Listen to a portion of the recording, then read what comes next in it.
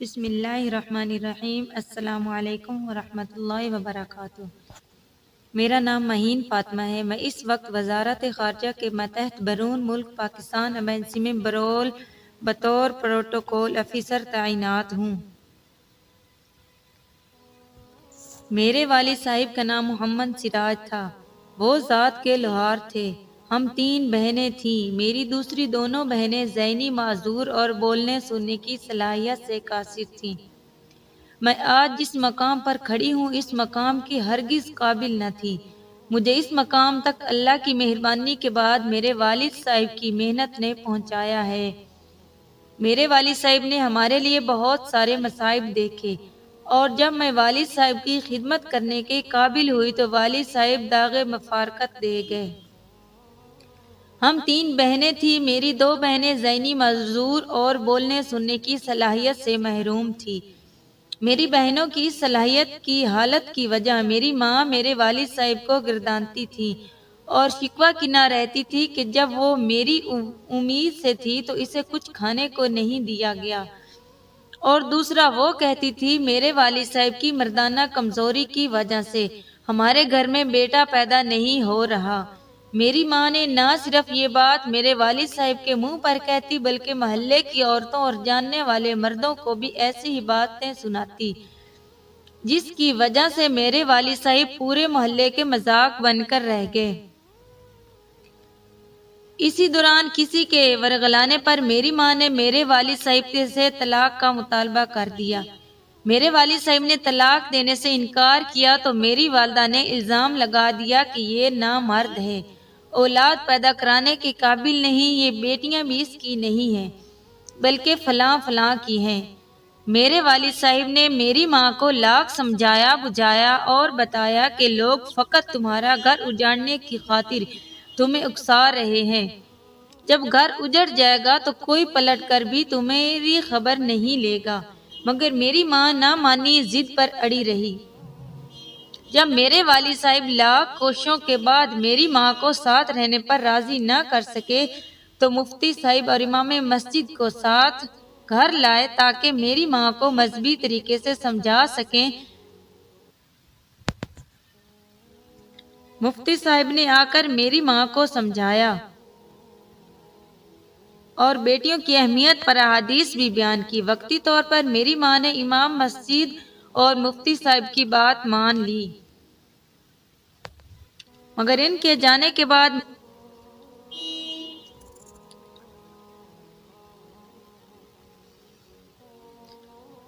میرے والد صاحب کو مجبور کرنے لگی، یہ دونوں اپاہج بچیاں کسی فلاحی ادارے کے حوالے کر دو۔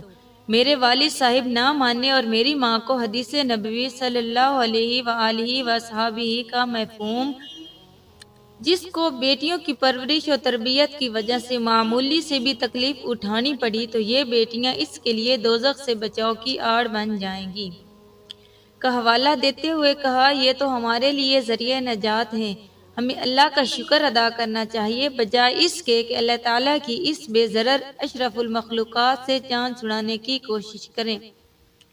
مگر میری ماں نے میرے والد صاحب کی نصیحتوں کا کوئی اثر نہ لیا، یہاں تک کہ ایک دن میری ماں نے میری دونوں ذہنی معذور بہنوں کو زہر دے دیا۔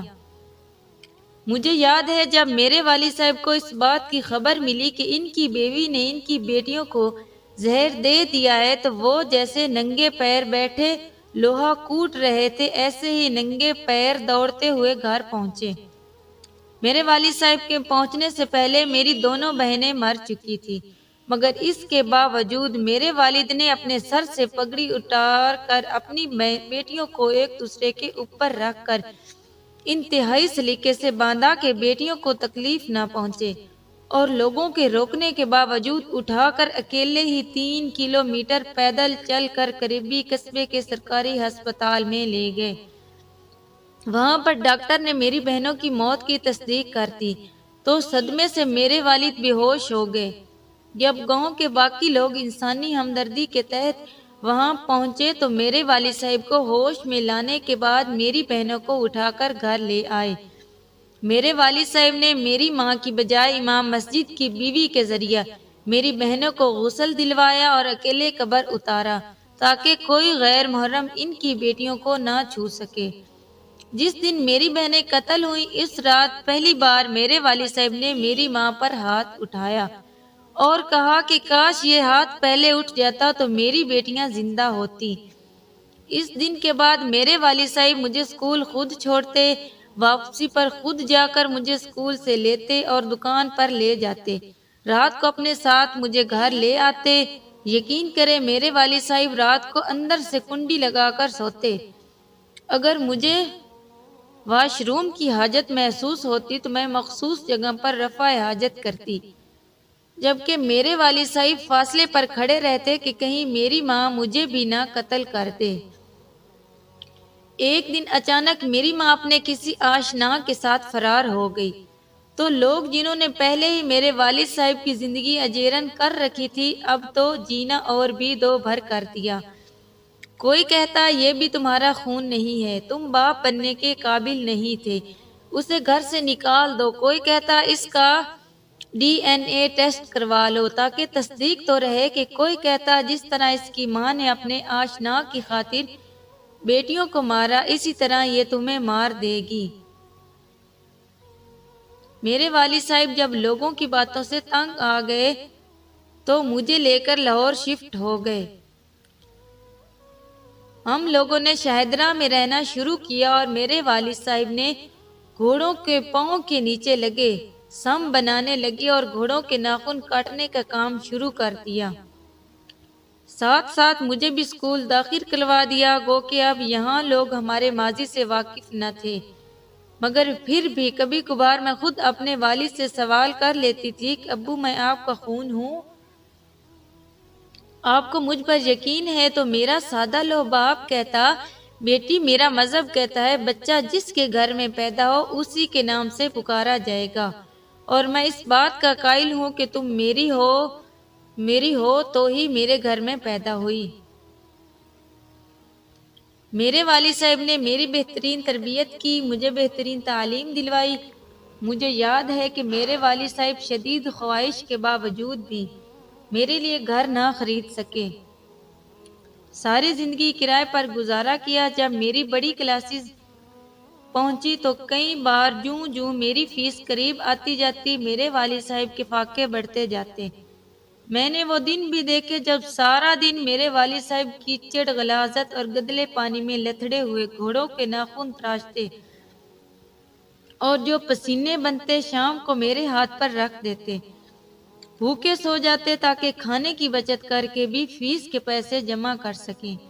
مجھے یاد ہے میں اپنی تعلیم مکمل کر چکی تھی جب گھر میں ایک بار کسی شخص کے لیے لکڑی کا دستہ بناتے ہوئے میرے والد صاحب نے لکڑی پر ٹوکا مارا تو غلطی سے ان کے بازو پر لگ گیا، جس سے میرے والد صاحب کا ہاتھ کٹ کر الگ ہو گیا۔ بازو میں موجود خون کی نالیاں کٹ گئیں اور بازو سے بے انتہا خون بہنے لگا۔ میں اتنا خون دے کر بے ہوش ہو گئی تو میرے والد صاحب بجائے اپنی جان بچانے کے مجھے ہوش میں لانے کی کوشش کرنے لگے، یہاں تک کہ خون بہت زیادہ بہہ جانے کی وجہ سے نڈال ہو کر گر پڑے تو زور زور سے لوگوں کو آوازیں دینے لگے۔ لوگ آئے میرے والد صاحب کو اور مجھے اٹھا کر ہسپتال لے گئے۔ میرا والد صاحب خون بہت زیادہ بہہ جانے کی وجہ سے انتقال کر گئے۔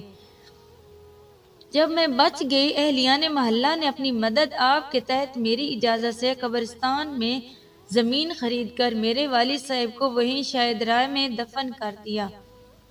میں نے والد صاحب کی موت کا گہرا صدمہ لیا، مگر اس کے باوجود میں نے محنت جاری رکھی، لوگوں کو اکیڈمی میں پڑھا کر گھر کا خرچہ پورے کرنے کے بعد CSS کی تیاری کے لیے بھی کلاسز لینا شروع کر دی، یہاں تک کہ اللہ کی مہربانی سے میں نے CSS میں کامیابیاں حاصل کر لیں۔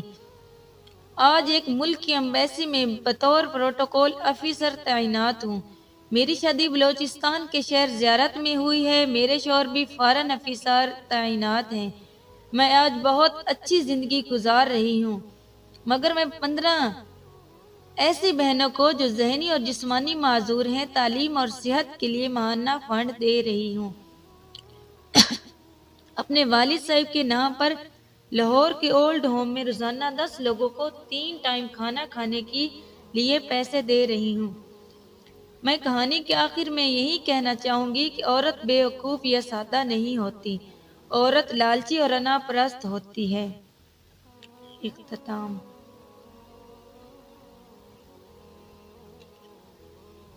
میرا نام سکندر حیات ہے۔ میں اس وقت عمر کے حساب سے 60 کے پیٹے میں ہوں۔ میں نے مومنہ ریج نامی لڑکی سے اپنے بیٹے کی نسبت طے کی ہے۔ مومنہ ریج عمر میں میرے بیٹے سے 3.5 سال بڑی ہیں۔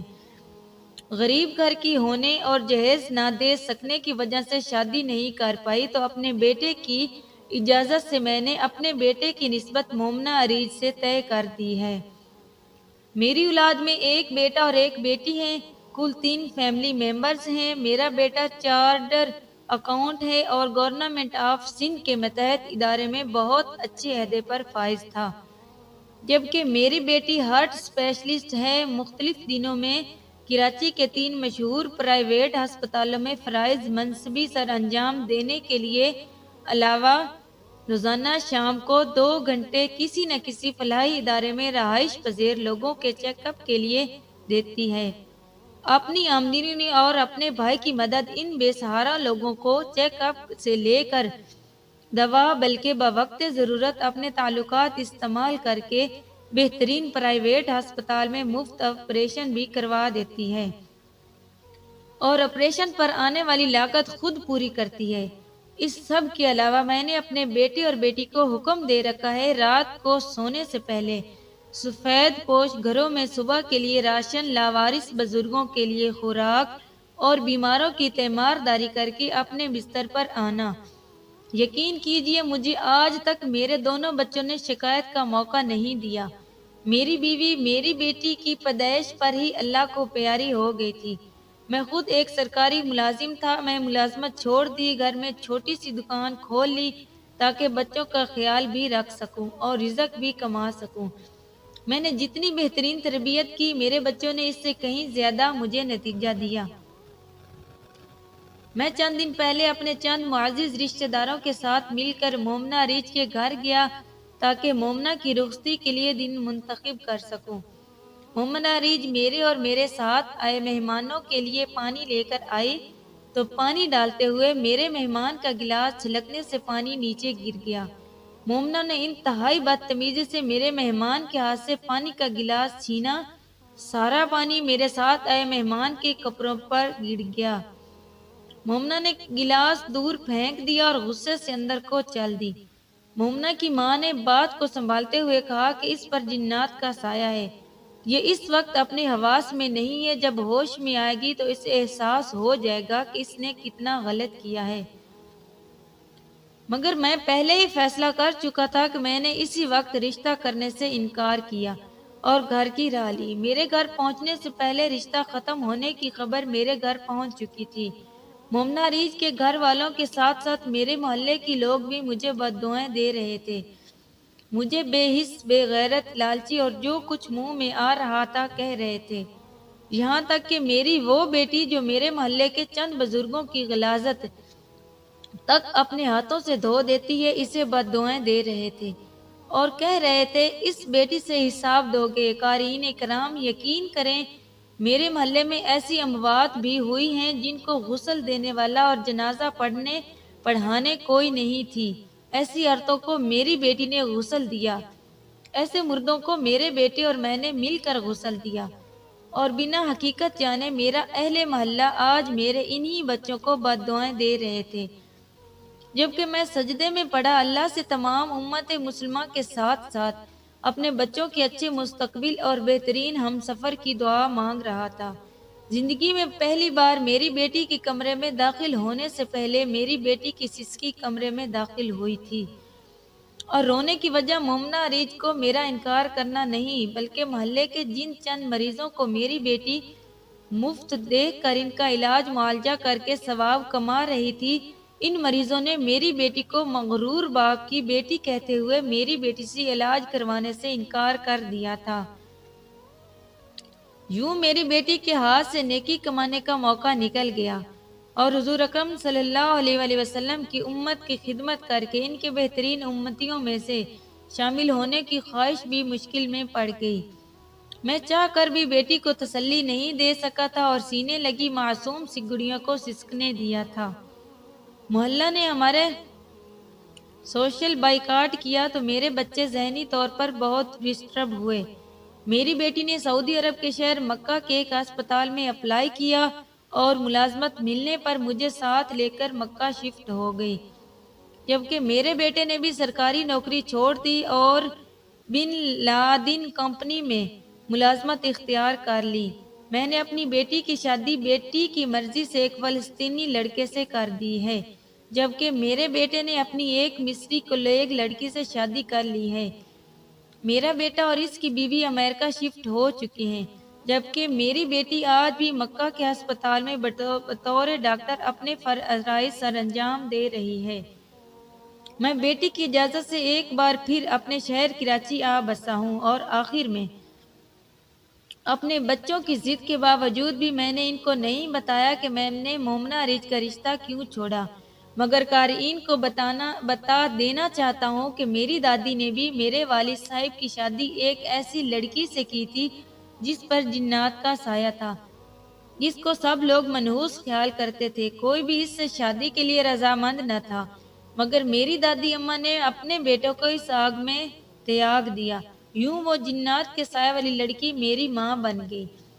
میری اسی ماں کو میری دادی نے ایک دن غیر مرد کے ساتھ برہنہ حالت میں دیکھ لیا، تو میری ماں نے اپنا گناہ چھپانے کی خاطر میری ہی دادی کی جان لے لی۔ بعد ازاں مجھے چھوڑ کر اپنے آشنا کے ساتھ فرار ہو گئی۔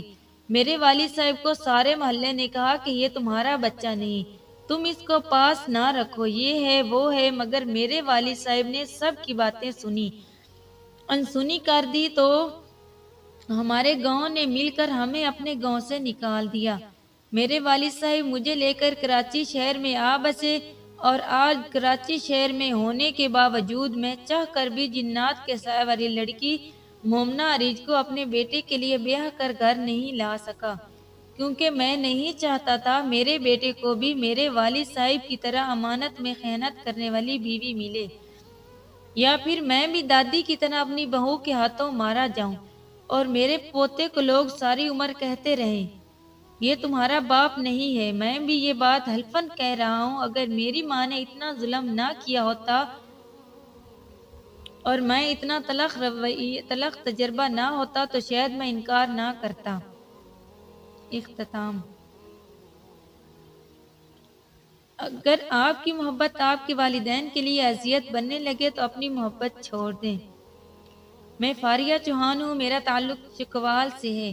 میرے والد صاحب پاکستان ریلوے میں اعلیٰ عہدیدار تھے، مگر میرے بچپن میں ان کا انتقال ہو گیا تھا۔ میرے والد صاحب کو ملنے والے تمام فنڈز میرے چچاؤں نے میری ماں سے ہتھیا لیا تھا، اور پھر ہمیں یہ کہتے ہوئے گھر سے نکال دیا تھا، بھائی مرنے سے پہلے یہ گھر اپنی ماں کے نام کر گئے تھے۔ میری ماں مجھے لے کر ماموں کی دہلیز پر آ رہی تھی، مگر جلد ہی ممانی کے لڑائی جھگڑے سے تنگ آ کر انہوں نے بھی ہمیں رکھنے سے انکار کر دیا۔ میرے والدین کے پاس مجھ سے بڑی ایک اولاد تھی جو کہ ٹرانس جینڈر تھی۔ میرے والد صاحب نے اسے رکھنے سے انکار کر دیا اور میری ماں کو کہا اسے کسی ہجڑوں کے گروہ یا کسی فلاحی ادارے میں چھوڑ آؤ، مگر ماں چونکہ ماں ہوتی ہے، اس لیے میری ماں اپنی اولاد کو خود سے ہمیشہ کے لیے جدا نہ کر سکی اور میرے ٹرانس جینڈر بھائی جن کا نام عارف تھا کو اپنی ایک بے اولاد دوست کے حوالے کر دیا اور کہا میں وقت آنے پر اپنی امانت لے جاؤں گی۔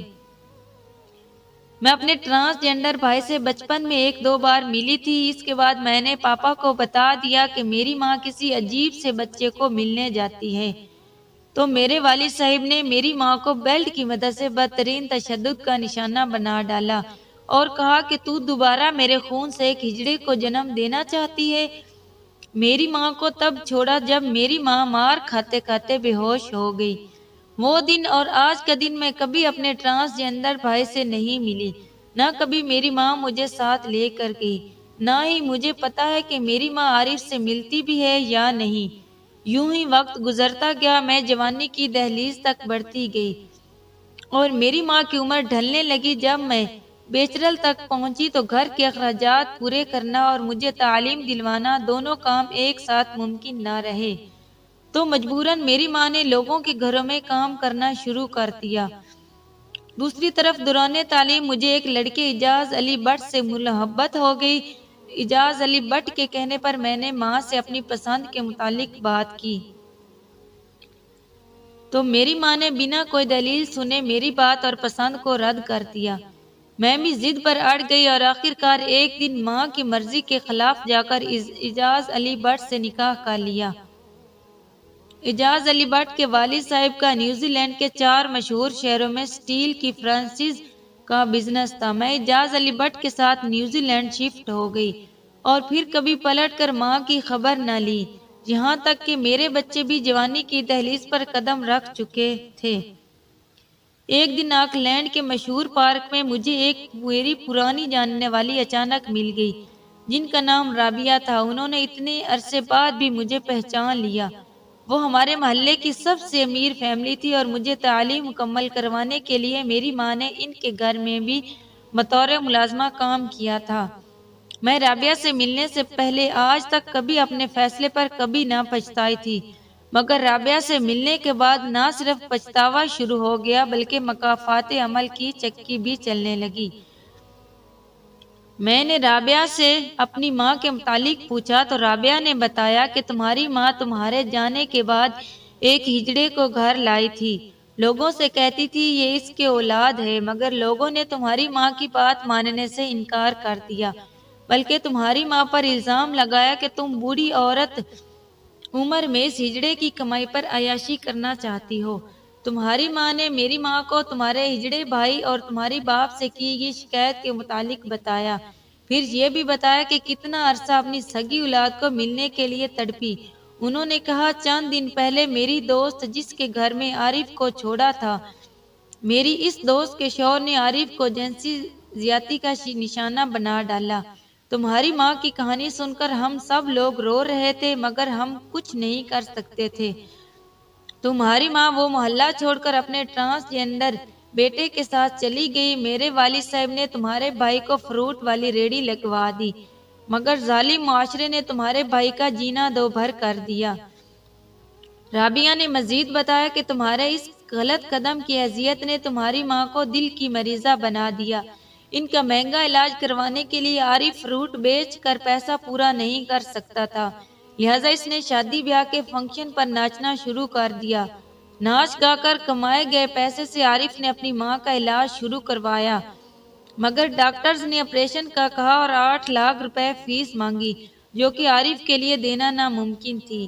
اسی دوران نئے محلے میں جہاں تمہاری ماں اور عارف شفٹ ہوئے، وہاں کے چند اوباش لڑکوں نے عارف کو لالچ دیا کہ آج رات کو ایک بہت بڑا فنکشن ہے، وہاں جا کر ڈانس دکھاؤ تو 2-3 لاکھ روپے کما سکتے ہو۔ عارف نے ان اوباش لڑکوں کی بات مان لی۔ انہوں نے عارف کو بہلا پھسلا کر دور ویرانے میں لے جا کر جنسی تشدد کا نشانہ بنا ڈالا اور ثبوت مٹانے کے لیے عارف کو زندہ جلا ڈالا۔ ادھر جب عارف کی موت کی خبر 3-4 دن بعد تمہاری ماں تک پہنچی تو وہ بھی صدمے سے اللہ کو پیاری ہو گئی۔ عارف کی لاش ایک فلاحی ادارے کے سپرد کر دی گئی، جبکہ تمہاری ماں کی کفن دفن کی ذمہ داری میرے والدین نے لے لی۔ تمہارے ماموں کی فیملی سے اطلاع کے باوجود بھی کوئی تمہاری ماں کی آخری رسومات میں شرکت کے لیے نہیں آیا۔ رابعہ کی بات سن کر میں رونے لگی۔ میں نے سہارے کے لیے رابعہ کے کندھے پر سر رکھنا چاہا تو رابعہ نے میرا سر جھٹک دیا۔ رابعہ مجھے ایسے ہی چھوڑ کر چلی گئی۔ میں واپس گھر آئی تو دیکھا کہ میری بیٹی اپنے غیر مسلم بوائے فرینڈ کے ساتھ نازیبا حرکات کر رہی تھی۔ میں نے اپنی بیٹی پر ہاتھ اٹھا دیا۔ میری بیٹی نے پولیس بلا لی، مجھے گرفتار کر لیا۔ وہیں میری بیٹی نے مجھے سائیکو پیشنٹ قرار دے دیا۔ میری بیٹوں میں سے کوئی میری حمایت میں سامنے نہ آیا اور مجھے 6 ماہ کے لیے ایک ادارے کے سپرد کر دیا گیا جہاں میرا دماغی علاج ہو سکے۔ میرے اسی کیس میں دوران علاج میرا شوہر فوت ہو گیا۔ مجھے شوہر کا آخری بار دیدار بھی نصیب نہ ہوا کہ کہیں میں اپنی دماغی حالت کی وجہ سے کسی کو نقصان نہ پہنچا سکوں۔ شوہر کی موت کے بعد کاروبار بیٹوں نے سنبھال لیا اور مجھے ہمیشہ کے لیے اولڈ ہوم چھوڑ آئے۔ میں اب ایک عرصہ سے اولڈ ہوم میں ہوں، شاید مرنے کے بعد بھی میری اولاد مجھے نہیں اپنائے گی اور مسلم ہونے کے باوجود مجھے عیسائی انداز میں دفنا دیا جائے گا۔ میری لاکھوں منتوں کے بعد ایک دو بار رابعہ مجھ سے ملنے آئی، مگر اس بار اس نے بھی معذرت کر لی اور کہا کہ میرے پاس اتنا ٹائم نہیں ہوتا، میں اب یہاں پر اپنی آخری سانس تک قیدی بن کر رہوں گی۔ میری موت کے بعد اگر کوئی مسلمان فیملی میری لاش کو اسلامی انداز میں دفن کرنے کی ذمہ داری لے گی تو میری میت ان کے حوالے کر دی جائے گی، نہیں تو ادارے کے رواج کے مطابق مجھے دفن کر دیا جائے گا۔ میں اپنی کہانی کے اختتام میں فقط اتنا کہوں گی کہ اگر آپ کی محبت آپ کے والدین کے لیے اذیت بننے لگے تو اپنی محبت چھوڑ دیں۔ اختتام، والسلام۔ اگر ویڈیو اچھی لگے تو لائک اور شیئر کر دیں۔